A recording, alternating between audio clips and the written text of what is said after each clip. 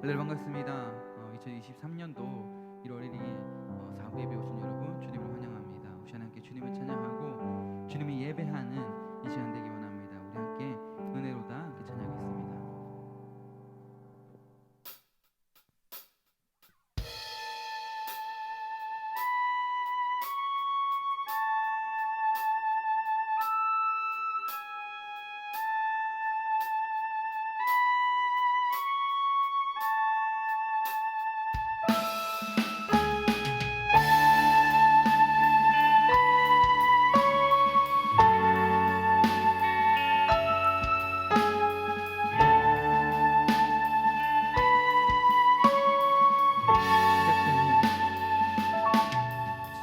시작됐네.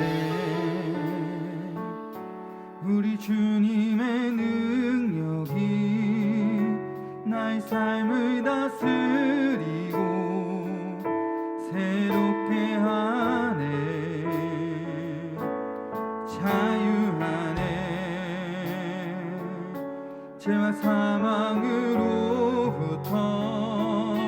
나의 삶은 변하구나.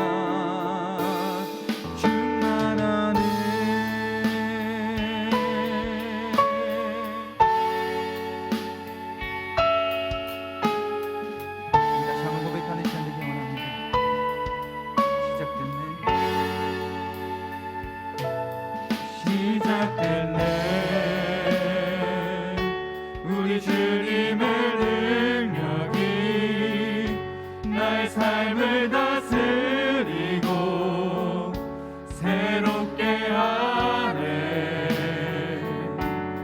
자유하네.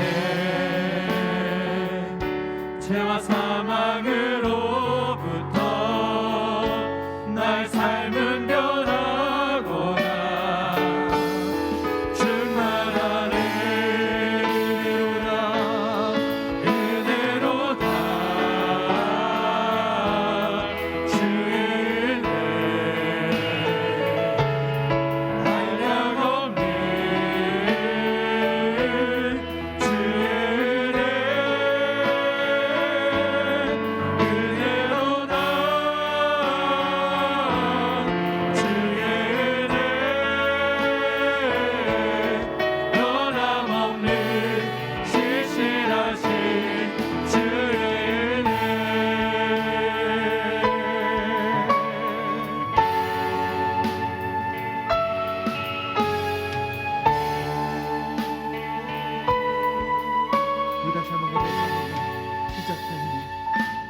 시작됐네. 우리 주님의 능력이 나의 삶을 다스리고 새롭게 하네. 자유하네. 사망으로부터 나의 삶은 변하고나.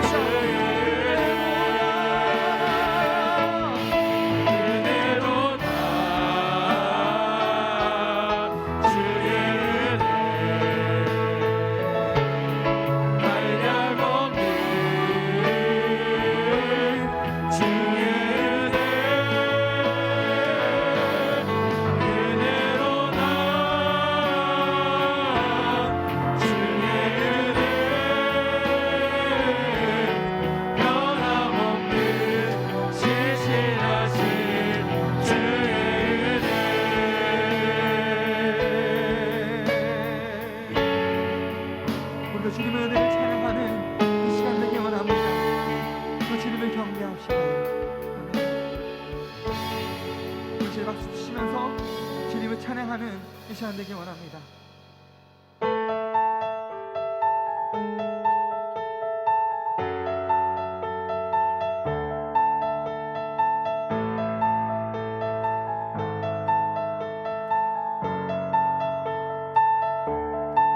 하늘에 계신 아버지 이름 거룩하며 주의 영광 이곳에 가득하기 기도하네. 하늘에 계신 아버지 주 이름 다 외치며 주의 영광 이곳에 가득하게 기도하네.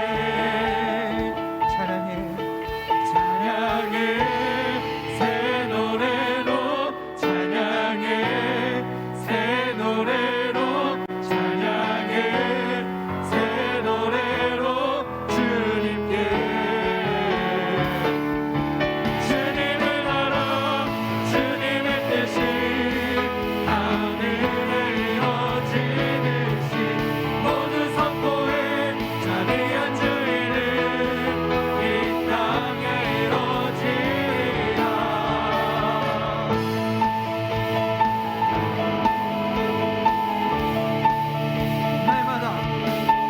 날마다 일용할 양식 은혜로 주소서. 예수 이름으로 우리 모두 기도하네. 시험에 크게 마시고 낙에서 구원하소서. 예수 이름으로 우리 모두 기도하네. 찬양해 새 노래로 찬양해 새 노래로 찬양해 새 노래로 주님께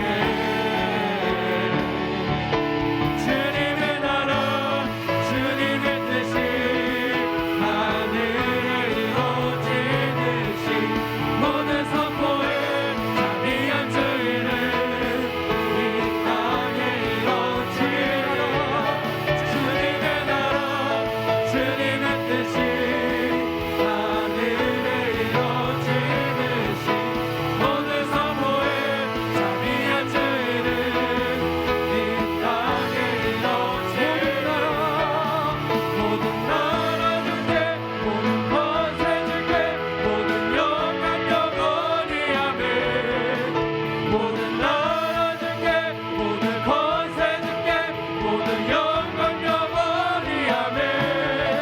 모든 나라 주께 모든 권세 주께 모든 영광 영원히 아멘. 모든 나라 주께 모든 권세 주께 모든 영광 영원히 아멘.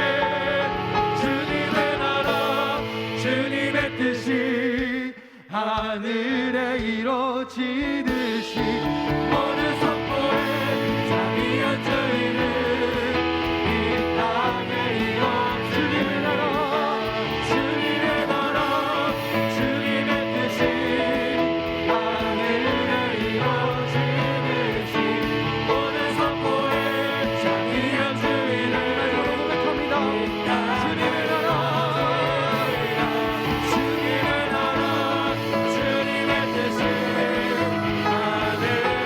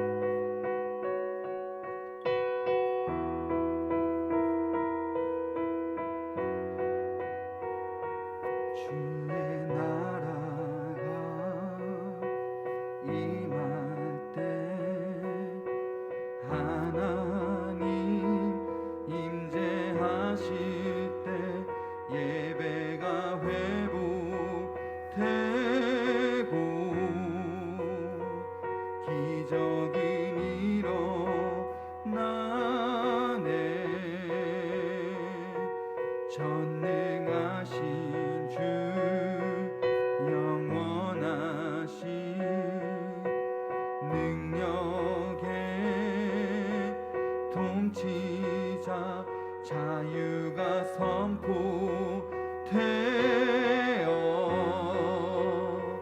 주 백성 돌아오네.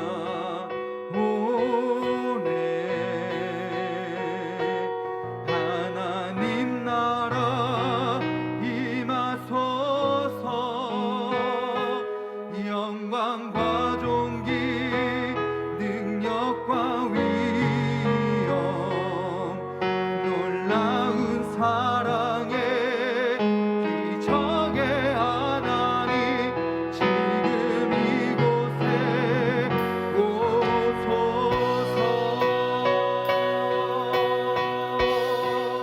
주의 나라가 임할 때 하나님 임재하실 때 예배가 회복되고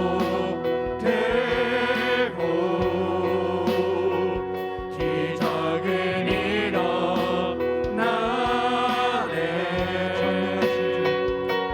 전능하신 주 영원하신 능력의 통치자 자유가 선포되어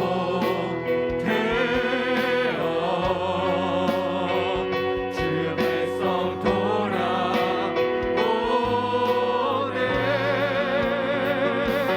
하나님 나라 임하소서. 영광과 존귀 능력과 위엄 놀라운 사랑의 기적의 하나님 지금 이곳에 오소서. 하나님 나라 임하소서. 영광과 존귀 능력과 위엄 놀라운 사랑의 기적의 하나님 지금 이곳에 오소서. 주 높고 위에 하시는 크게 외쳐 선포하네. 만왕의 왕 주 하나님 지금 오소서. 주 높고 위에 하시는 크게 외쳐 선포하네. 만왕의 왕 주 하나님 지금 오소서. 하나님 나라 임하소서. 영광과 존귀 능력과 위엄 놀라운 사랑의 기적의 하나님 지금 이곳에 오소서. 하나님 나라 임하소서. 영광과 존귀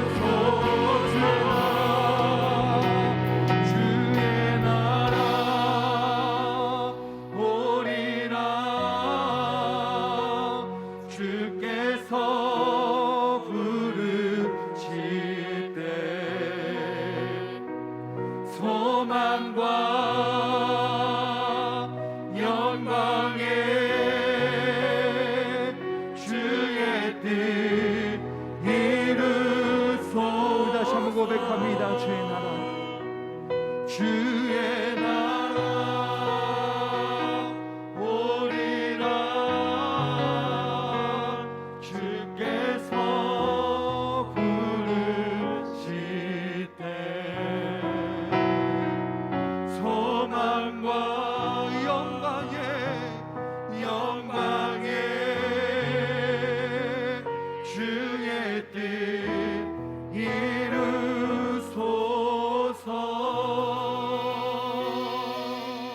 우리 함께 기도했으면 좋겠습니다.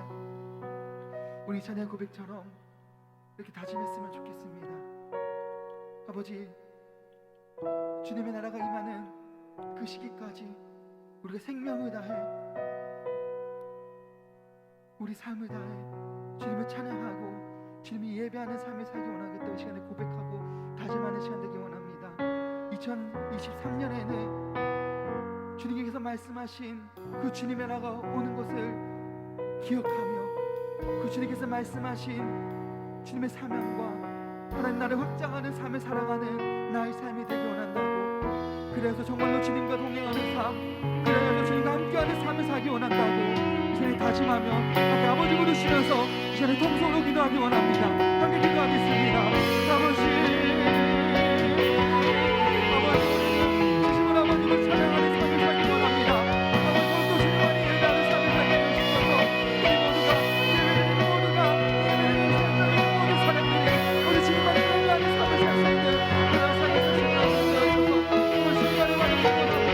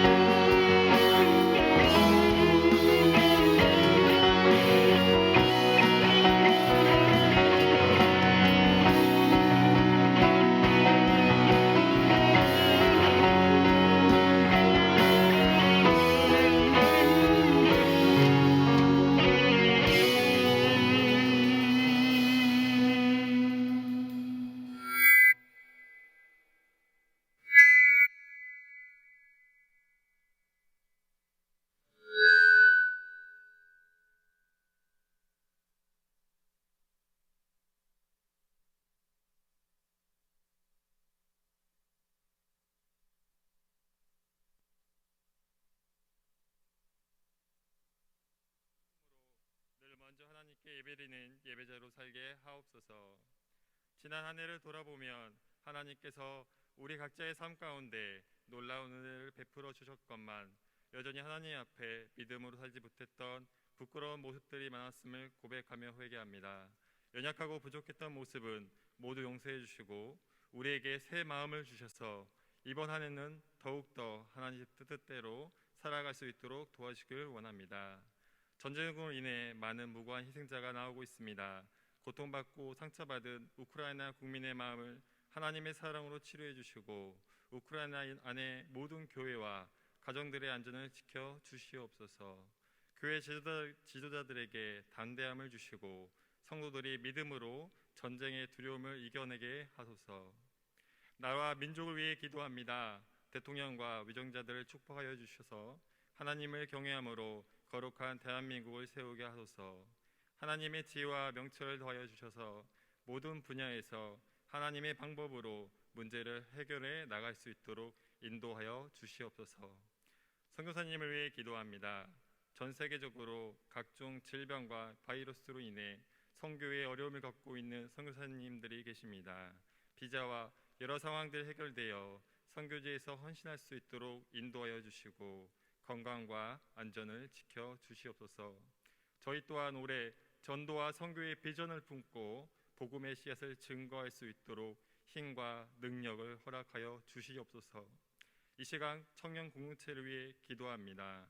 믿음 안에서 하나가 되게 하여 주시되 서로 한 지체임을 기억하여 겸손한 마음으로 존중하고 섬길 줄 아는 사랑의 청년 공동체가 되기를 기도합니다. 또한 우리 모두가 이 공동체 안에서 하나님의 말씀과 기도로 강하게 훈련되어 세상에 거룩한 영향력을 끼치는 귀한 도구로 쓰임받게 하여 주시옵소서. 저희들이 올 한 해 각자 맡은 사역들이 있습니다.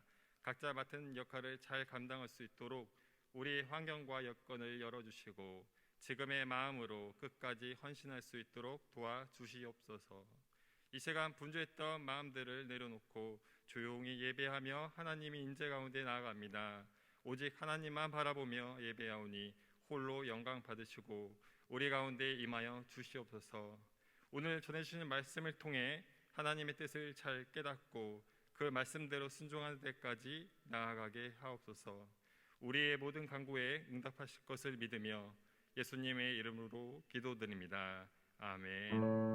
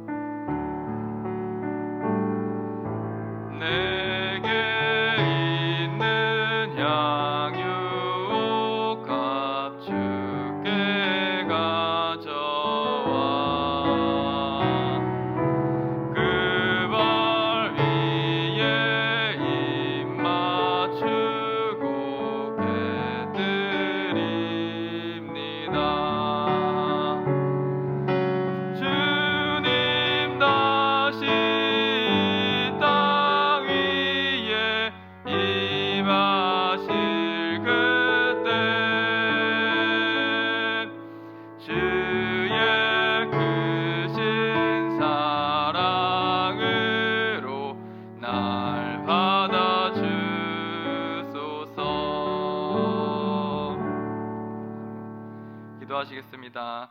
하나님 은혜 주신 감사합니다. 이 1월 1일을 하나님께 예배하는 자리로 나오게 하심을 너무나 감사드립니다. 이 시간 함께 예배하며 나아갈 때에 살아계신 하나님을 만날 수 있는 저희 될 수 있도록 인도하여 주시옵시고 그 하나님으로 인해서 기뻐하며 한 해의 시작을 하나님 안에서 시작할 수 있는 청년부 될 수 있도록 아버지 하나님 인도하여 주시옵소서. 또한 이 귀한 헌금 하나님 앞에 올리며 나아갑니다. 이 헌금이 하나님의 나라와 하나님의 의를 드러내는 데에 귀하게 쓰임받을 수 있는 헌금 될 수 있도록 인도하여 주시옵시고 헌금 드린 손길 가운데에서는 하나님의 축복과 은혜가 넘침을 통하여서 하늘의 신령한 복과 땅의 기름진 복이 넘쳐나는 역사가 있을 수 있도록 인도하여 주시옵시고 이 세상을 주관하시고 사람의 삶을 인도하시는 분이 오직 하나님이심을 우리 스스로 고백할 수 있도록 아버지 하나님 인도하여 주시옵시고 역사하여 주시옵소서. 또 헌금 드림 과정 가운데에 우리의 마음이 물질에서부터 주님에게로 옮겨나갈 수 있는 그런 은혜가 있을 수 있도록 인도하여 주시옵소서. 물질이 있는 곳에 우리의 마음이 있다 말씀하셨던 것처럼 우리가 더욱더 하나님에게로 물질을 내어드리고 또 우리의 주인 되심을 고백하며 나아갈 수 있는 저희가 될 수 있도록 인도하여 주시옵시고 우리 마음의 주인의 자리를 하나님께로 옮겨드릴 수 있는 옮겨나가는 우리 모든 청년부 될 수 있도록 인도하여 주시옵소서. 언제나 동행하시고 선한 길 인도하시는 하나님 믿고 감사드리며 우리 주 예수님의 이름으로 기도드립니다. 아멘.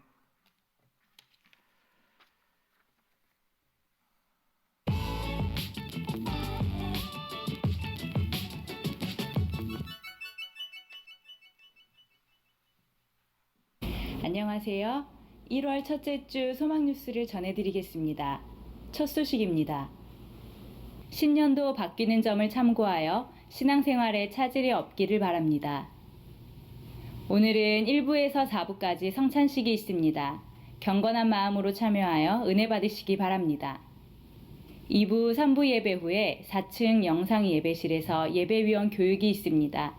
필히 참여하여야 예배위원으로서 봉사할 수 있습니다. 교육을 잘 이수하여 바르게 봉사할 수 있기를 바랍니다. 오후 2시와 3시에 목양실에서 각각 교육부 부장 모임과 당회가 있습니다. 내일부터 3일간 새벽에 23년 1월 정기기도회가 장로의 주관으로 있습니다. 한 해를 기도로 시작할 수 있기를 바랍니다. 이번 주 3일과 5일에는 각각 총회와 노회의 신년 할애회가 있습니다. 다음 주일 오후 2시 요한홀에서 결산 및 예산 편성을 위한 공동의회가 있습니다. 세례교인 이상은 참여하여 의결권을 행사해 주시기 바랍니다.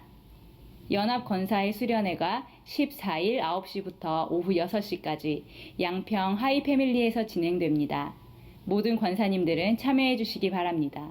2023년의 표어는 신성한 성품에 참여하라이고 1월의 주제는 사랑입니다. 이번 달에는 하나님의 성품, 사랑을 배워서 우리 모두 사랑의 사람이 되시기 바랍니다. 소망교회에서 예배드리게 된 여러분들을 주의 이름으로 환영합니다. 소망교회는 기도하고 예배드리러 오시는 모든 분들을 언제든지 환영합니다. 새가족 등록을 원하시는 분은 초록색 정장을 입은 새가족 부원에게 말씀해 주시기 바랍니다. 2023년 소망교회 주일학교를 세워나갈 정교사 및 보조교사를 모집합니다. 교육부 총괄부장님께 지원해 주시기 바랍니다. 수요, 금요 저녁 기도회에 많이 참여하여 은혜 받고 함께 기도할 수 있기를 바랍니다. 조금 달라진 예배 순서가 있으므로 적극적인 예배 참여를 바랍니다. 2023년 주일 떡 섬김을 원하시는 분은 1층 게시판에 기록해 주시기 바랍니다. 본인과 가족들의 기념일에 성도들을 그리스도의 사랑으로 섬기면 좋겠습니다. 2023년 주일 헌금 특송을 원하시는 분은 1층 게시판에 기록해 주시기 바랍니다. 보다 풍성한 은혜가 임하는 예배가 될 수 있도록 많은 신청 바랍니다. 신학교 발전을 위한 1% 기부운동 모금액을 총회의 1년차 납부 후 2년차로 2월된 모금액은 267만 429원입니다. 올해 나에게 주시는 말씀 카드를 뽑지 못하신 분들은 1층에 비치해 두었으니 뽑아가시기 바랍니다. 제6기 성경 1독반을 총 17명 수료하였습니다. 축하해 주시기 바랍니다. 새해 청지기를 임명합니다. 하나님이 맡겨주신 일에 충성을 다해 주시기 바랍니다.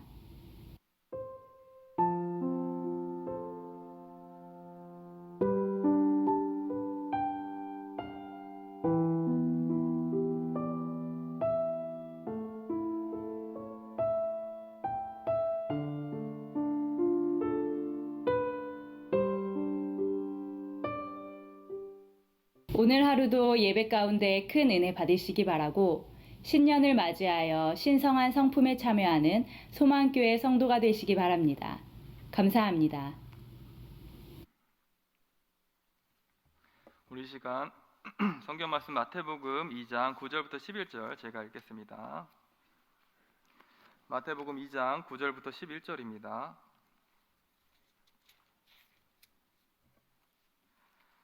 박사들이 그 왕의 말을 듣고 갈새 동방에서 보던 그 별이 문득 앞서 인도하여 가다가 아기 있는 곳 위에 머물러 서 있는지라. 그들이 별을 보고 매우 크게 기뻐하더라. 집에 들어가 아기와 그의 어머니 마리아가 함께 있는 것을 보고 엎드려 아기께 경배하고 보배압을 열어 황금과 유향과 몰약을 예물로 드리니라. 아멘.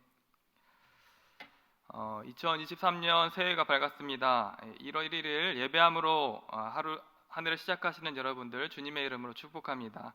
이 시간 우리 서로 축복하면서 시작하는 시간 가졌으면 좋겠는데 우리 서로 옆에 보면서 어색하기도 하고 새로 오신 이제 고등학교에서 올라온 분도 있는데 우리 서로 축복하면서 시작했으면 좋겠어요. 서로 인사할까요? 잘 오셨습니다. 옆에 네, 호응도 해주시고 여기 좋네요. 네, 잘 오셨습니다. 정말 주님의 이름으로 축복합니다. 이렇게 축복하면서 시작했으면 좋겠어요. 이번 2023년 청년부는 이 교회 전체 주제와 맞춰서 신성한 성품에 참여하라 라는 목표를 갖고 한 해 설교와 프로그램을 진행하도록 합니다.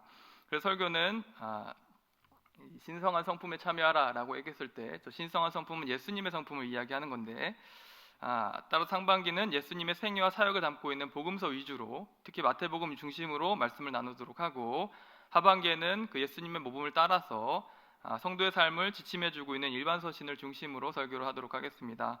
티브리, 야고보, 베드로 전후, 요한 1, 2, 3서, 유다서, 계시록을 중심으로 설교를 하면서 예수님은 어떤 분이신가, 그리고 우리가 섬기는 예수님을 어떻게 경배하는 게 맞는가 이런 것을 배워가고 또 성도라는 사람은 어떤 사람들인가, 어떤 삶을 살아야 되는가 함께 배워가면서 예수님을 점점 더 닮아가는 여러분 되시기를 축복합니다. 여러분, 거룩하다라는 말을 영어로 뭐라고 하는지 아십니까? 가들리라고 합니다. 가데다 LI를 붙여서 예수님 닮은 사람들을 거룩한 사람이다 이렇게 표현을 해요. 여기 앉아있는 여러분들 다 예수님의 제자시고 예수님의 소중한 자녀들입니다. 자녀인데 하나님 아버지 따라서 우리 주인이신 예수님 따라서 가들리한 여러분 되시기를 축복해요. 정말 예수님 닮아서 저 사람 보니까 예수님 생각난다. 예수님 성품을 닮은 사람이다. 이런 사람들 되시기를 축복하고 그런 사람이 정말 이 세상에 감당할 수 없는 사람인 줄 믿습니다. 그래서 주제를 저렇게 잡아서 프로그램도 교제 중심도 있지만 선교 중심으로 구제와 섬김 중심으로 프로그램을 방향을 조금 틀어서 진행하게 될 예정입니다. 그래서 세상에서 돈으로 감매길 수 없는 정말로 귀한 사역의 한 걸음 한 걸음 우리가 예수님을 쫓아가게 되는 한 해가 되었으면 참 좋겠다 기도하고 있고 기도하는 마음으로 동참해 주시면 좋겠습니다. 오늘 본문은 마태복음의 첫 번째 막으로서 예수님의 탄생과 그 소식을 들은 사람들의 반응에 대해서 이야기해 주고 있습니다. 우리가 오늘 본문 말씀을 들으면서 과연 나는 예수님을 어떤 분으로 대하고 있으며 또 그 예수님을 예배하기 위해서 우리가 이 자리에 모였는데 우리가 정말 예배하는 태도와 모습에 있어서 이 성경이 제시해 주시는 올바른 모습과 닮았는가 이것을 우리가 숙고해 봤으면 좋겠고 또 성경의 올바른 교훈을 따라서 말씀을 따라 삶을 결단하고 잘못된 부분이 있다면 돌이키는 회개하는 역사가 있기를 바랍니다. 오늘 본문 마태복음 2장은 이렇게 시작됩니다. 헤롯 왕 때에 예수께서 유대 베들레헴에 나심에 동방으로부터 박사들이 예루살렘에 이르렀다 이렇게 말씀해주고 있어요. 그러니까 예수님이 탄생하셨는데 그 왕 중의 왕이신 예수님을 찾아온 사람은 동방에 있었던 박사들이었다. 그러니까 그 주변에 있었고 그리고 예수님의 언약 공동체라고 이야기했었던 성경을 잘 알고 있는 사람들이 아니라 동방에 있었던 박사들이 예수님을 찾아왔다 이렇게 이야기하고 있어요. 그리고 그들이 예루살렘에 이르렀다 이렇게 이야기합니다. 예수님께서 하늘로부터 보내심을 받아서 이 땅에 태어나시자 세상에는 특이한 징조가 하나 일어났었는데 아주 커다란 별이 예루살렘 쪽에 떠오르게 된 것입니다.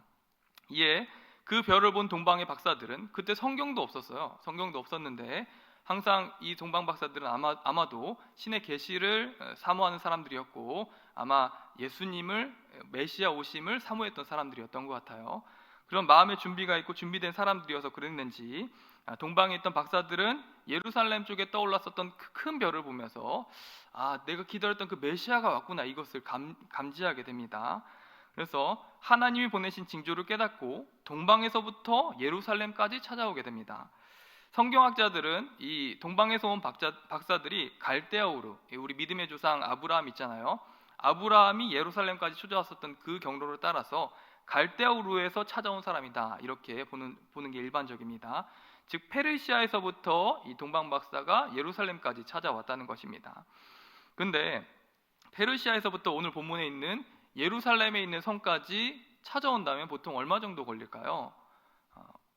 계산하기 쉽지 않을 텐데 찾아보니까 길을 헤매지 않고 아는 길을 찾아와도 40일 이상이 걸리는 길이 페르시아와 예루살렘의 거리다 이렇게 적혀 있는 걸 보게 되었습니다. 그러니까 이 동방 박사들은 그 별이 보여주는 징조를 보고 이 땅에 진짜 왕이 왔다라는 사실을 깨닫고 왕복해서 3달이 걸리는 그 긴 거리를 지체하지 않고 따라왔었다는 것이죠. 예수님을 보기 위하여서. 그리고 우리가 하루 이틀 정도 지났으면 다시 돌아갈까 이런 생각도 들 법도 한데 이 동방 박사는 정말 얼마나 강렬한 그 열정과 사모함을 가졌었는지 모르겠는데 포기하고 돌아간 것이 아니라 끝까지 쫓아와서 예루살렘에 도달했다라는 것이 오늘 본문의 시작입니다. 근데 이들은 도대체 얼마나 가치 있고 대단한 것을 발견했기 때문에 이렇게나 오랜 시간과 수고를 들이면서까지 예루살렘에 찾아왔었던 것일까요? 이들은 본문 2절에 자신들이 예루살렘에 찾아온 용모를 이렇게 이야기하고 있습니다. 2절 본문에 보면 유대인의 왕으로 나신 이가 어디 계시냐? 우리가 동방에서 그 멀리 있었던 그곳에서부터 그에게 경배하러 왔다 이렇게 이야기하고 있습니다. 여러분 2절에 그들은 왜 이곳에 왔으며 무엇을 하러 왔다라고 말씀하고 있나요? 바로 유대인의 왕을 찾아서 그를 경배하기 위해서 내가 왔습니다 이 사모하는 마음으로. 외국 땅인데 얼마나 창피하고 또 얼마나 걱정됐겠어요. 근데 성 안에 중심에 와서 유대인의 왕 어디 계세요? 제가 경배하러 왔는데 이렇게 얘기를 했다는 것이죠. 이 유대인의 왕이라는 표현은 단지 당신들의 유대 지역을 통치하는 그 왕이 태어났다는 소식을 듣고 왔습니다 라는 의미가 아니라 이 유대인의 왕이라는 뜻은 하나님과 연관이 있는 단어인데 즉 하나님이 하늘에 보내신 그 메시아를 찾으러 왔다라는 표현을 이때 당시에 이방인들은 유대인의 왕, 이때 유대는 하나님이 세운 왕을 세우는 게 일반적이었거든요. 그래서 그 하나님이 세운 왕이 어디 있습니까? 이렇게 얘기했던 것이죠. 그러니까 무슨 얘기냐면 메시아를 찾아왔습니다. 이런 사모함을 자기가 고백했었던 것이죠. 그리고 이들은 그 메시아를 경배하러 왔다, 이렇게 2절에 말씀해주고 있는데, 여기서 경배하다라는 단어는 프로스퀴네오라는 단어로서 신과 같이 높은 분을 무릎 꿇고 엎드려 절한다라는 의미를 담고 있고, 성경에서는 이 단어를, 구약 성경에서는 하나님을 예배한다 이렇게 표현한 단어가 바로 이 단어입니다. 여러분, 하나님을 예배하는 게 어떤 의미를 담고 있는 단어라고요? 가장 높은 분을 무릎을 꿇고 엎드려 경배하는 행위를 이 구약 성경에서는 예배하다 이렇게 표현해주고 있었다는 것입니다. 그래서 이 동방의 박사들은 예수님을 보기 간절히 원했는데 그 예수님을 찾아와서 경배하기 위해서 찾아왔다, 즉 예배하기 위해 찾아왔다, 이렇게 이야기하고 있었던 것입니다. 이 예배 행위는 프로스키니오라는 단어에서 드러나듯이 무릎을 꿇고 엎드려 절함으로 예수님을 높이고 왕으로 섬기는 방식으로 들어졌던 것이 성경에서 이야기하는 예배다, 이것을 우리는 생각해 볼 수가 있어요. 여러분, 성경에서 말하는 원래 이런 예배는 아까 얘기했던 것처럼 프로스니키오, 바로 무릎을 꿇어 하나님 앞에 경배드리는 것, 이것을 여러분 기억했으면 좋겠고, 이 한 해간 우리가 이 본문 말씀을 준비하면서 예배에 대한 말씀을 많이 하게 되었는데, 이 말씀을 받은 게 참 귀하다 생각이 들었고, 우리가 한 해간 예수님을 정말로 무릎을 꿇고 정말 경배하는 모습으로, 왕을 대하는 모습으로 예배할 수 있는 청년부가 되었으면 좋겠다, 이런 마음을 주셨고, 여러분들 마음 가운데서도 이런 예배의 태도와 마음이 회복될 수 있기를 바라요. 이 말을 듣자 이 동방 박사들이 예루살렘에 와서 그 얘기를 하니까 메시아를 찾아왔고 경배하기 원하면 예배하려고 왔어요.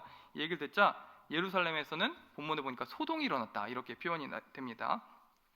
여기서 소동이 났다라는 단어는 뒤흔들리다, 대중을 흥분케 하다라는 단어입니다. 즉 메시아가 나타났다는 그 소식으로 인해서 예루살렘 전체가 소동냈고 대중들이 열광하게 되었다라는 것을 본문은 이야기해주고 있었던 것이죠. 그러니까 예수님이 오신다는 소식이 얼마나 기쁜 소식이고 예수님을 경배하는 게 그들이 얼마나 큰 소망이었는지 우리는 본문 가운데 볼 수 있어요. 이 소식은 곧 헤롯 왕에게 전달되게 되었고, 자신의 위치가 위태해질 것이라는 것을 알게 된 헤롯 왕은 율법에 아주 능통했었던 대제사장과 서기관들을 불러서 모아놓고 그들에게 그리스도가 태어난다면 어디서 태어나는 게 맞습니까? 이것을 물어보게 됩니다. 본문에 보니까. 근데 이 헤롯 왕이 왜 이런 걱정을 했었냐면 자기가 정통 왕이 아니었었기 때문이에요. 이 헤롯 왕은 유대인 출신도 아니었고 이 로마에게 큰 거액을 들이면서 유대 안의 왕이 됐었던 사람입니다. 근데 그런 방식으로 왕의 자리를 사람이 세워서 왕이 됐는데 예수님이 왔다니까, 하나님이 보내신 메시아가 태어났다고 하니까 굉장히 두려웠겠죠. 그래서 자신의 자리를 지키기 위해서 그 예수님을 죽이려고 합니다. 그래서 그런 계획을 갖고 대제사장과 서기관들을 불러 모아서 메시아가 온다면 어디서 태어납니까? 어디 있습니까? 이것을 물어보게 된 것입니다. 그리고 성경을 아주 잘 알고 있었던 서기관과 대제사장은 이내 구약 성경의 미가서 말씀을 인용하면서 하나님이 보내신 메시아라고 한다면 베들레헴에서 태어납니다, 이렇게 바로 대답을 해요. 베들레헴에서, 미가서에 보면 베들레헴에서 태어난다고 합니다, 이렇게 대답을 합니다. 이 대답을 들은 헤롯은 예수님을 경배하러 온 동방 박사들을 자신의 왕궁으로 모셔서 이 별이 나타난 때를 자세히 물어보고, 언제 나타났습니까 물어보고, 만약 메시아로 오신 그분을 만나게 되면 나도 경배하기 원하니까 나도 알려달라, 이렇게 이야기를 합니다. 하지만 여러분, 이 헤롯 왕이 예수님을 경배하기 원한다는 얘기는 완전히 새카만 거짓말이었습니다. 그는 가짜 왕, 사람이 세운 가짜 왕으로서 예수님이 나타나신다면, 하나님이 약속하신 그 메시아가 나타난다면 자신의 왕위 자리가 위험해질 것을 생각하였었고, 그 아기를 발견하면 죽이려고 하는 계산을 가져서 동방 박사에게 알려달라고 이야기했었던 것입니다. 곧 자신의 지위와 왕권을 지키기 위해서 하나님을 정면으로 대적했고 예수님을 죽이려고 했었던 것입니다. 결국 동방 박사들은 헤롯 왕이 하나님이 세운 진짜 왕이 아니라는 사실을 알게 되었고, 이 예루살렘에서는 왕이 없구나, 이 성전에 왕이 없구나라는 사실을 알게 됐고, 별을 따라 예루살렘을 몰래 떠나오게 됩니다. 그리고 그들은 인도하는 별을 따라서 베들레헴의 한 집에 멈추게 되었고, 그리고 그곳에서는 아기 예수님과 마리아가 있었습니다. 예수님을 본 동방 박사들은 예수님이 굉장히 그 성인이고 이렇게 딱 위엄을 갖춘 모습이 아니고 아기 모습이었어요. 아기 모습이었는데도 불구하고 어떻게 했냐면, 아까 프루스니키오라는 단어 있잖아요. 어떻게 했냐 본문에 보면 예수님께 무릎을 꾹 꿇고 엎드려 절하였다 이렇게 이야기하고 있습니다. 그리고 절하며 예물을 드렸다, 이 예배를 드린 거죠. 했습니다. 그러자 이 동방박사들은 예수님을 아기로, 즉 동방박사들은 예수님을 아기로 본 게 아니라 하나님이 보내신 진짜 왕으로 여겼고 그분을 경배하는 예배를 드렸었던 것입니다. 그리고 왕을 향한 진심의 경배를 올려드렸고 황금과 유향과 몰약으로 예물 드림으로 예배를 드린 것입니다. 여기서 동방박사들이 예수님께 드린 예물은 아주 진귀한 것이었었는데, 황금은 우리가 잘 알고 있듯이 고대 사회나 지금이나 아주 귀하게 여겨지는 보물입니다. 그것을 예수님을 만나기 위해서 준비해 왔었던 거예요. 이게 동방박사들이 예수님을 얼마나 사모했고 얼마나 높은 분으로 여겼었는지를 생각해 볼 수 있죠. 그리고 이런 동방박사들의 모습에서 우리들의 모습을 좀 비춰보면서 좀 회개하게 되는 것 같습니다. 즉 이들은 황금을 가져왔고 몰약을 가져왔습니다. 몰약도 탁월한 향기와 약효를 가지고 있는 왕으로서 귀족들의 향수로 쓰는 용도의 몰약이었습니다. 그래서 그때 당시에 귀족들의 재산의 주요 척도로 여겨지는 것이 바로 이 몰약이었습니다.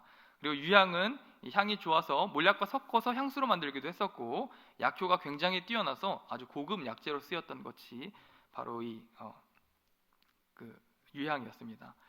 그리고 성경에서 이 황금과 유향과 몰약이라고 하는 선물 패키지는 오늘 본문 이외에 또 한 번 등장한 적이 있었는데, 언제 등장했었냐면 역대하 9장에서 서아시아 전 지역과 성경에서 아주 유명한 여왕으로 소문이 났었던 시바 여왕이, 스바 여왕이라고도 하고 시바 여왕이라고도 하는데, 이 스바 여왕이 이 솔로몬 대왕을 만나서 그 왕한테 지혜를 구하고 그 왕을 경배하러 올 때에 가져왔던 게 바로 황금과 유향과 몰약이었었습니다. 그러니까 이 동방박사들은 최소 솔로몬 대왕급 이상 되는 존재로 예수님을 여겼었고, 그리고 그러한 마음으로 예수님을 찾아와 최고의 경배를 올려드렸었던 것이죠. 그리고 스바 여왕 정도 되니까 할 수 있는 예물을 이 동방박사들은 정말 진짜 왕을 대하는 마음으로 찾아와서 예수님께 드렸던 것입니다. 그리고 자신의 몸과 마음을 납작 엎드려 경배했고, 그 예수님을 끝까지 찾고 싶은 그 열망으로 그 긴 거리를 찾아왔다라는 것을 우리는 본문 가운데 찾아볼 수 있습니다. 저는 이 본문을 보면서 우리가 예수님을 대할 때 정말 이 정도까지 대하나 이런 생각이 좀 들었었고, 또 회개하는 마음이 들었습니다. 여러분 어떠신가요? 이 동방박사의 경배하는 행위, 예배하는 행위를 보면서 오늘날 우리들의 예배의 모습과 이 동방박사의 예배를 비교해 본다면 참으로 부끄러워지지 않습니까? 가장 먼저 저부터 많이 부끄러워졌습니다. 그래서 예수님 앞에서 납작 엎드려 절했었던, 그 어린 예수님 앞에서 납작 엎드려 경배했었던 이 동방박사들의 순수한 신앙, 우리가 배워야 되겠고 우리 그 청년부 안에서 회복해야겠다 이런 생각을 하게 되었었고, 또 예수님을 만나길 간절해했었던 그 열정, 우리가 정말 이 예배 공간에서 예수님을 만나길 사모하는 마음으로 우리 예배를 참여해야겠다라는 생각을 다시 한번 해보게 됐습니다. 여러분, 우리 예수님은 왕 중의 왕이신 줄 믿으시기를 바랍니다.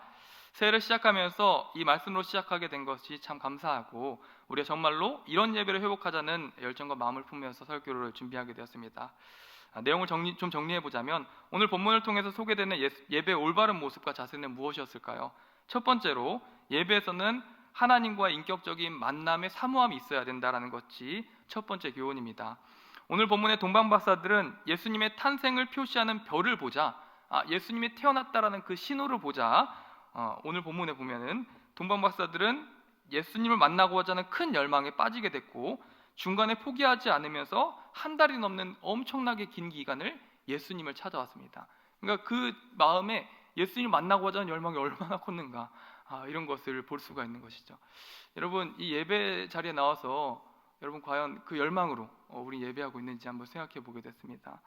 우리가 이 자리에 함께 모여서 예배할 때에 정말 이 동방박사들처럼 간절히 예수님을 만나고자 하는 사모함이 있는가, 이런 생각을 해보게 되었고, 이런 사모함이야말로 예수님과, 살아계신 예수님과의 인격적인 만남을 가능하게 하는구나, 이런 것을 본문 가운데 배우게 되었던 것입니다. 마태복음 18장 20절에 보면 예수님은 말씀하셨습니다. 두세 사람이 내 이름으로 모인 곳에 나도 그들 중에 있다, 이렇게 말씀했어요. 우리 이 시간 찬송하고 이 시간 모인 이유가 예수님을 찬양하고 또 예수님을 예배하기 위해서 모였지 않습니까? 근데 이렇게 두세 사람이 모인 이 공간에 보이진 않지만 예수님이 계신 줄 믿으시기를 바라요. 근데 우리 많은 경우 그 예수님을 만나려고 사모하지 않는다는 것이죠. 눈에 보이지 않는 그 예수님을 만나려고 간절히 사모하지 않는다는 것이죠. 그러면 만남이 이루어질 수가 없는 겁니다. 제가 대학교 시절 때에 정말 그 어떤 친구가 저한테 간절한 마음으로 물어본 그 질문이 아직도 생생히 기억이 납니다. 그 친구는 목회자 자녀로 태어났는데 20년 동안 너무 고민되고 답답한 심정이 있다 이야기하는데 저보고 뭐라 그러냐면 예수님이 계신지 안 계신지 내가 도대체 모르겠다 이 얘기를 하는 거예요. 여러분 예수님 인격적으로 만나 보신 적 있으신가요? 그 친구는 그 인격적 만남을 너무 사모하는데 내가 진짜 예수님이 계시다면 그분한테 모든 걸 마음도 있는데 20년 동안 내 예수님을 만나본 적이 없다 이렇게 이야기하는 것을 듣게 됐습니다. 신학생이지만 올바른 조언을 해주지 못했어요. 근데 오늘날 다시 저한테 그 질문한다면 저는 이렇게 대답해주고 싶어요. 예수님께서 오늘 본문의 동방 박사가 예수님을 간절한 마음으로 사모함에 찾았던 것처럼 우리 정말 예수님 앞에 저를 만나주세요 간절한 마음으로 기도하게 된다면 그 예수님을 만날 수 있을 것이다 이렇게 조언해주고 싶습니다. 오늘 본문에 보면은 예수님이 태어났다는 소식을 진짜 왕이 태어났다는 소식을 들었던 사람은 크게 세 부류였습니다. 근데 이 세 부류 중에 예수님을 진짜로 만났던 사람은 한 부류밖에 없었어요. 한번 잘 들어보세요. 첫 번째로 예수님이 이 땅에 태어났다는 소식을 들었던 사람은 헤롯 왕이었습니다. 이 헤롯 왕은 그 동방 박사들로부터 유대인의 왕이 났다는 복음의 소식을 들었습니다. 그 진짜 왕이 태어났습니다. 메시아가 왔습니다. 이 소식을 들었다는 거예요. 근데 그의 반응은 어땠습니까? 바로 듣고 놀라하며 예수님을 영접하고 왕으로 여기기는커녕 예수님을 죽이려고 음모를 꾸몄습니다. 이 헤롯 왕 예수님 만났을까요? 못 만났을까요? 잡아서 하려고 했는데도 못 만난 게 오늘 본문의 이야기예요. 음모를 꾸몄지만 예수님을 절대로 만날 수가 없었습니다. 그리고 더 나아가서 구원에 이르지 못했었던 것이 이 헤롯 왕이었습니다. 예수님과의 인격적인 만남을 얼마나 사모하는가 이것이 예수님과의 만남에 얼마나 결정적인 요소가 되는지를 보여주고 있는 것이죠. 헤롯 왕이 그 예수님을 죽이려고 음모했었던 이유는 자신의 정적으로 생각했었기 때문입니다. 예수님이 죽어야 내가 왕으로서 지위가 위협받지 않기 때문에 이 헤롯 왕은 예수님을 적극적으로 대적했고 예수님을 강하게 거부하면서 그분의 왕대심을 부정했습니다. 하지만 그런 헤롯 왕은 예수님을 찾아보려 했지만 찾아볼 수 없었죠. 그리고 두 번째 부류는 이 본문을 보면서 놀랐었던 이전엔 헤롯 왕과 동방 박사밖에 없었다라고 생각했었는데 본문을 자세히 보니까 또 한 부류가 있더라고요. 어떤 부류였냐면 대제사장과 서기관들이었어요. 그 대제사장과 서기관들이 예수님이 이 땅에 태어났다는 소식을 접하게 됩니다. 그리고 이 그리스도의 소식을 들은 그들은 또 다른 숨어있는 부류로서 대제사장과 서기관들이었습니다. 우리는 본문의 모습을 자세히 살펴볼 때에 이들의 모습을 보면서 놀라지 않을 수가 없습니다. 이들은 본문 4절부터 6절을 보면 그리스도가 어디서 태어날 것인지도 미리 알고 있었던 사람이 이 대제사장과 서기관들이었었다는 점이 특징입니다. 4절부터 6절을 보면 왕이 모든 대제사장과 백성의 서기관들을 모아 그리스도가 어디서 나겠느냐 물으니 5절에 이르되 유대 베들레헴이오니 이는 선지자로 이렇게 기록된 바 또 유대 땅 베들레헴아 너는 유대 고을 중에서 가장 작지 아니하도다. 내게서 한 다스린 자가 나와서 내 백성 이스라엘의 목자가 되리라 하였음이니이다. 이렇게 이야기하면서 예수님이 어디서 태어날지도 미리 알고 있는 모습을 보게 되는 것이죠. 이들은 하나님이 보내신 메시아라고 한다면 그가 예언된 진짜 왕이라 예수 그리스도라고 한다면 베들레헴에서 태어납니다 라고 대답을 합니다. 근데 이들은 그리스도가 나섰다는 소식을 듣고도 기뻐하면서 동방박사와 같이 길을 따라 나가는 것이 아니라 여전히 헤롯 왕의 사람으로 남아있는 모습을 본문 가운데 보게 되는 것이죠. 이 사람들은 예수님에 대해서 듣고 있었고 알고 있었지만 두 왕 사이에서 헤롯 왕과 예수님 사이에서 저울질했던 것입니다. 이 둘 중에 어느 편에 서야지 나한테 이득이 큰가 이 생각을 했었던 것이죠. 그래서 이 동방 박사들을 따라서 예수님한테 가지 않고 만나지 못했죠. 결국 따라가지 않고 이 헤롯 왕의 그 왕궁 안에 거했었던 사람들이 바로 이 대제사장과 서기관들이었습니다.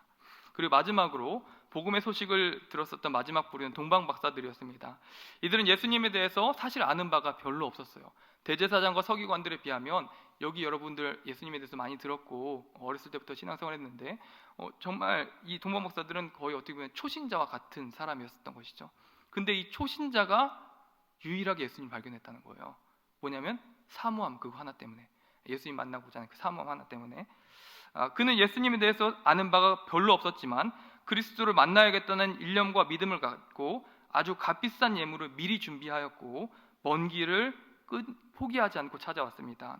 예수님의 탄생 소식에 또한 기뻐하며 그 예수님 앞에 꿇어 엎드려 경배했었던 사람이 바로 이 동방 박사였습니다.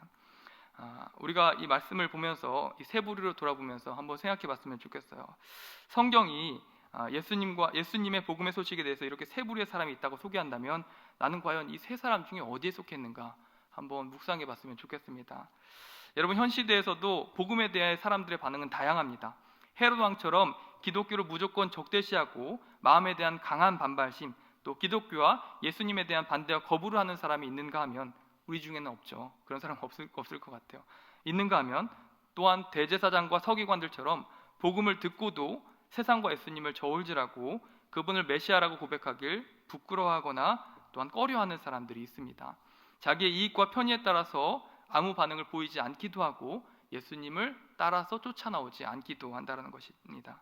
하지만 마지막으로 동방박사들과 같이 진리에 대해 적극적으로 반응하며 마땅한 엎드림을 보이는 예배자들은 예수님을 만난다라는 사실을 오늘 본문 가운데 우리는 교훈받게 됩니다.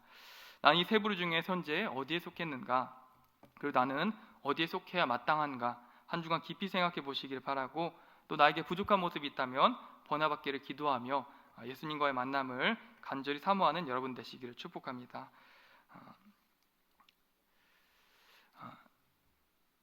예레미야 29장 13절 말씀에 너희가 온 마음으로 나를 구하면 나를 찾을 것이요 나를 만나리라 이렇게 말씀하였습니다. 다시 읽어드릴게요.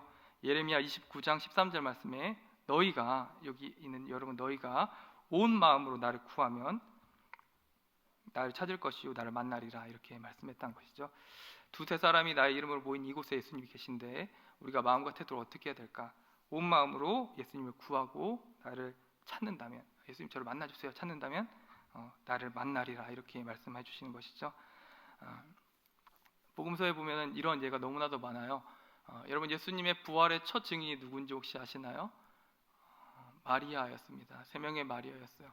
당시에 생각해 본다면은 예수님은 자신이 부활했다는 사실을 마리아한테 처음으로 드러내는 것은 악수입니다. 악수. 왜냐하면 죄송하지만 그때 당시에는 고대 사회에서는 여성들의 증언은 그렇게 효력이 없었기 때문이에요. 반면에 예수님의 제자 중에 의사도 있었고 서기관도 있었고 그리고 예수님의 1등 제자 베드로도 있었습니다. 근데 만약 예수님이 처음으로 예수님의 1등 제자인 베드로한테 나타났다고 한다면 그 당시에 교회의 리더십을 강화하는 데 얼마나 큰 도움이 됐을까? 이런 생각을 해보게 돼요. 아니면 의사인 누가에게나 또한 서기관이었었던 예수님의 제자에게 찾아갔다고 한다면 그 말이 얼마나 신빙성이 있었을까? 이런 생각을 해보게 됩니다. 하지만 예수님은 그 당시에 증인으로서의 효력이 거의 없다고 얘기할 수 있는 마리아에게 자신의 부활의 첫 모습을 나타냈습니다. 왜 그랬을까요? 오늘 본문의 말씀과 같이 마리아가 예수님을 찾아왔기 때문이에요.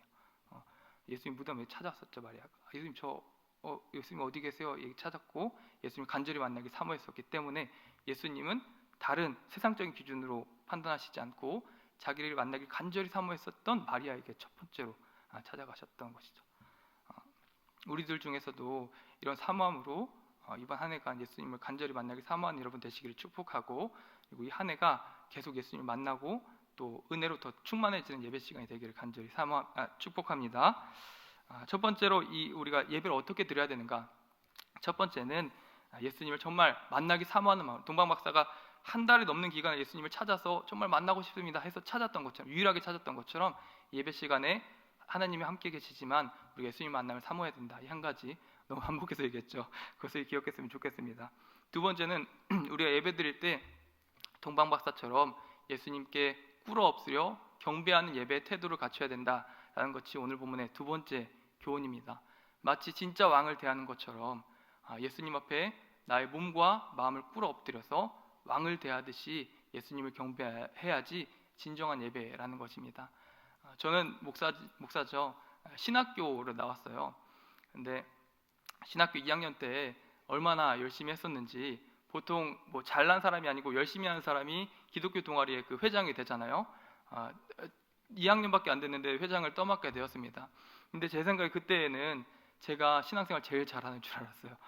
예수님에 대해서 가장 많이 알고 내가 진짜 이 동아리 안에서 아니면 이 학교 기독교 공동체 안에서 내가 제일 열심히 하고 내가 신앙생활 제일 잘한다 이런 생각을 하고 교만했었죠. 그렇게 생각을 하고 있었습니다. 근데 동아리 방 안에 들어가서 진짜 나보다 훨씬 더 대단하고 진짜 예수님을 잘 숭배하는 섬기는 사람이 여기 있구나라는 것을 발견하게 되었었는데 오늘 본문의 동방 박사처럼 초신자 어떤 누나 한 명, 저보다 한 살 많았었던 누나에게서 그 깨달음을 얻게 되었습니다. 동아리를 준비하면서 여러 가지 어떻게 보면 액션이 커 보이는 행사를 준비하고 있었는데 동아리 방에서 누나 2명이 쑥덕쑥덕 거리는 얘기를 듣게 되었어요. 무슨 얘기였냐면 이번 주일에 설교 말씀 들을 때 예수님께서 나의 언어를 조심하라고 얘기했는데 그 말씀을 듣고 내가 이번 주에 또 월요일 날 친구한테 욕을 했고 이렇게 나쁜 말을 했다. 이걸 이렇게 고백하면서 그걸 굉장히 슬퍼하고 나 어떻게 해야 되지? 어떻게 해야 내가 변할 수 있지? 이것을 나누는 것을 보게 됐어요. 근데 그 문에 들어가기 전에 그 얘기를 들었거든요. 근데 그 얘기를 들으면서 와, 진짜 나랑 다르다. 진짜 이분이야말로 예수님께 무릎을 꿇어서 경배했던 것처럼 제대로 신앙생활하는 분이 여기 있구나 이것을 깨닫게 되었어요. 이분이 정말 예수님 앞에서 자기의 몸과 마음을 꿇어 엎드린 거잖아요. 그렇죠? 저는 처음에 그 얘기를 들었을 때 이걸 왜 고민하지? 주일날 말씀 들었으면 할 수도 있고 안 할 수도 있는 거 아닌가? 이게 제 생각이었어요. 얼마나 부끄럽던지. 그리고 이걸 왜 슬퍼하지? 말씀 못 지킨 걸 왜 슬퍼하지? 이런 생각이 들더라고요. 근데 다시 곱씹어 보니까 진짜 이분이 제대로 된 신앙을 하고 있더라고요. 마치 왕이신 예수님 앞에서 너 말을 조심해야 된다. 내가 원하는 것은 좋은 말, 서로에게 덕이 되는 말 하는 것이 내가 원하는 거다. 이 부탁을 들은 그 누나가 진짜 자기에게 너무나 소중하고 자기 왕 대신 예수님 말씀을 못 들어드려서 따라 살지 못해서 고민하고 있는 그 모습을 보면서 와, 진짜 신앙생활은 이렇게 하는 거다. 예배는 이렇게 하는 거다. 이렇게 배우고 정말 그렇게 배웠었던 경험이 있습니다. 여러분 한번 돌아보셨으면 좋겠어요. 내가 정말 이 시간에 이 자리에 모여 앉아서 예배를 드리고 있지만 우리가 예배드린 행위에 있어서 예수님께 정말 무릎을 꿇고 몸과 마음의 무릎을 꿇고 예수님께 경배를 드리고 있나? 그 누나처럼 하나님 예수님 말씀을 들어드리지 못하는 것이 나에게 너무 마음이 아프고 나의 왕이신 그 예수님 말씀을 따르지 못하는 내 처지가 너무 슬픈가?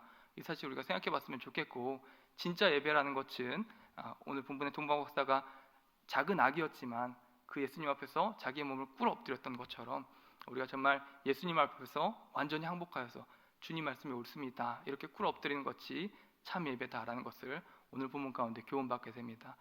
여러분 참 올바른 신앙생활하기 어렵습니다. 왜냐하면 예수님을 사모해야 하고 또 그리고 두 번째로 나의 생각과 나의 기준이 아니라 예수님 말씀을 정말 하나님 말씀을 여기고 나의 몸과 마음을 꿇어 엎드리는 삶의 변화가 있어야 되기 때문입니다. 하지만 예수님 말씀을 따라서 우리가 오늘 하루 또 내일 그리고 한 주간 정말 예수님 앞에서 내가 경배하길 노력하는 한 주간의 삶을 살아갈 때에 예수님께서 여기 앉아있는 모든 청년분들에게 만나주실 줄 믿고 또 여러분들을 올바른 하나님 예수님의 성품에 알맞는 모습으로 인도해 주실 줄 믿습니다. 우리가 이 시간 정말 기도하면서 주님 내 마음 가운데 예수님이 주인 되어 주시고 정말 사모하는 마음 가운데 나를 만나주세요. 기도할 수 있는 청년 여러분 되시기를 축복합니다. 이 시간 성찬위원분들 앞으로 나와주셔서 성찬 준비해 주시기 바랍니다.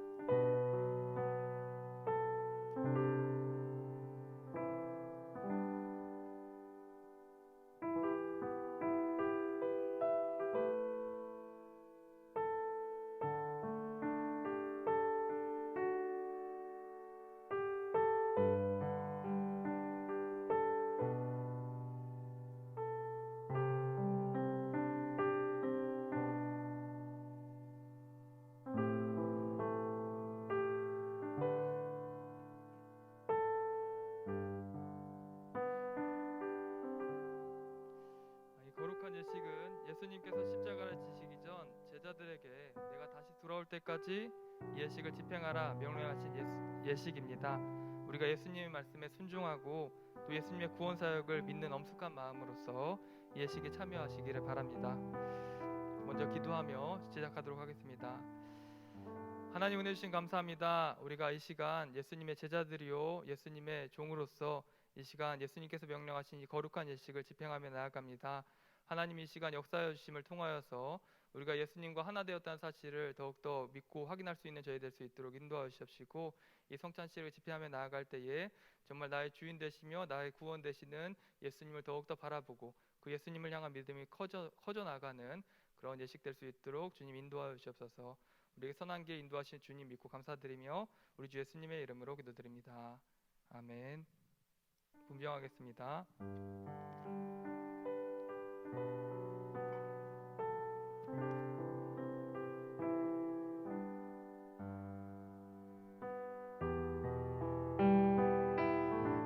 분병기도 하겠습니다. 분병기도 하겠습니다. 하나님 은혜 주신 감사합니다. 정말 이 자리에 함께 모여서 예수님의 구원 사실을 기념하며 기억할 수 있는 저희가 될 수 있도록 인도하여 주옵소서. 정말 우리 위해서 찢기신 그 살을 기억하면서 우리를 구원하기 위해서 찢기신 그 살을 기억하면서 이 자리에 예수님의 살을 상징하는 이 떡을 우리가 먹으면서 우리 위해서 고난당하셨고 우리 위해서 부활하신 그 예수님의 사랑을 기억할 수 있는 저희가 될 수 있도록 인도하여 주시옵시고 우리 정말 이 의식에 동참할 때에 예수님을 더욱더 선명히 보고 예수님을 따라 살아갈 수 있는 예수님 귀한 제자들 될 수 있도록 인도하여 주옵소서. 언제나 동행하신 하나님 믿고 감사드리며 우리 주 예수님의 이름으로 기도드립니다. 아멘.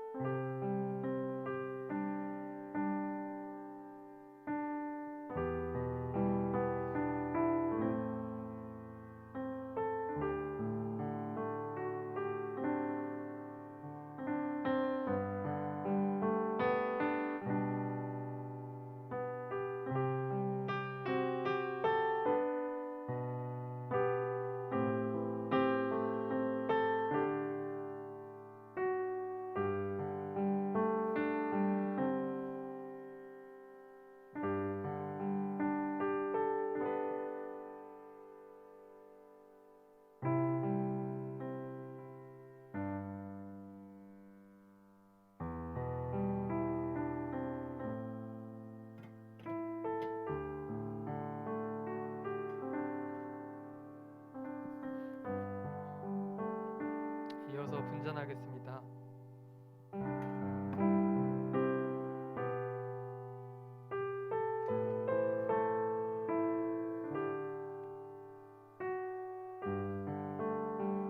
분전기도 하겠습니다. 하나님의 성령이시여 이 시간 함께 하심을 통하여서 우리 마음 가운데 믿음 주시고 우리 마음 가운데 구원의 놀라운 역사 일으켜 주시기 간절히 바랍니다. 이 잔은 너희의 죄를 사할 언약의 피라고 말씀하셨던 예수님 말씀처럼 우리 마음 가운데 새겨진 이 강한 죄의 향기를 이 강한 죄의 흔적을 예수님의 보혈로 인하여서 우리가 씻음 받았음을 믿으며 고백하며 나아갑니다. 오직 우리의 구원자 되시는 예수님을 바라보는 저희 될 수 있도록 인도하여 주시옵시고, 예수님의 피 흘림을 통하여서 우리의 모든 죄가 그리고 심판받아 마땅한 모든 사건들이 다 해방되었고 다 해결되었다는 사실을 우리가 믿고 의지하면서 오직 예수님을 나의 삶의 구원자 되시며 나의 삶의 주인 되신 예수님을 따라서 예수님 왕으로 모시며 살아갈 수 있는 저희 모두가 될 수 있도록 인도하여 주옵소서. 성찬식 참여할 때에 정말 예수님과 하나 되는 연합의 놀라운 역사가 있을 수 있도록 인도하여 주옵시고, 예수님의 피의 그 놀라운 역사와 능력들을 우리가 더욱더 굳건히 믿고 살아갈 수 있는 저희 믿음이 성장되는 그런 역사가 있을 수 있도록 인도하여 주옵소서.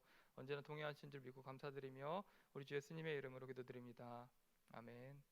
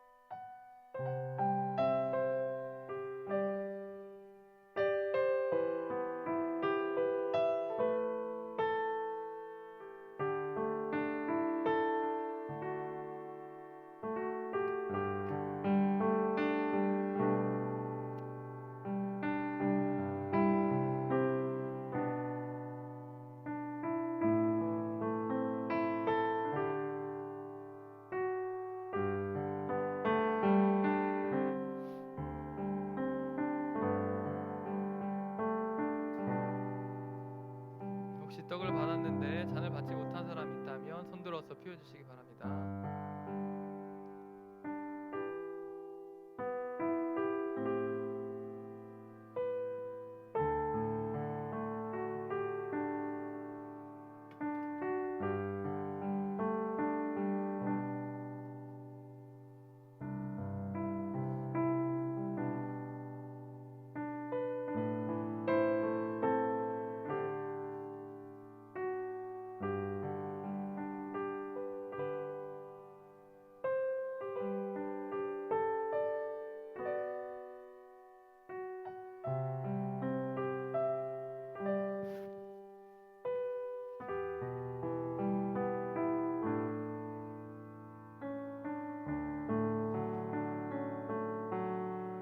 성찬위원 자리 돌아가시기 바랍니다.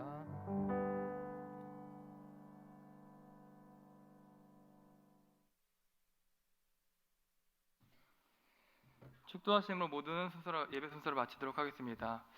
이제는 우리 주 예수 그리스도의 크신 은혜와 하나님 아버지의 지극하신 사랑하심과 성령 하나님의 강화 감동 교통 인도하심의 역사가 이 자리에 함께 모여 동방박사와 같이 예수님과의 만남을 간절히 사모하며 또 예수님 앞에 무릎 꿇어 경배하기 힘쓰는 여기에 모여있는 모든 예배자 머리머리 위에 이제로부터 영원토록 함께 있을지어다.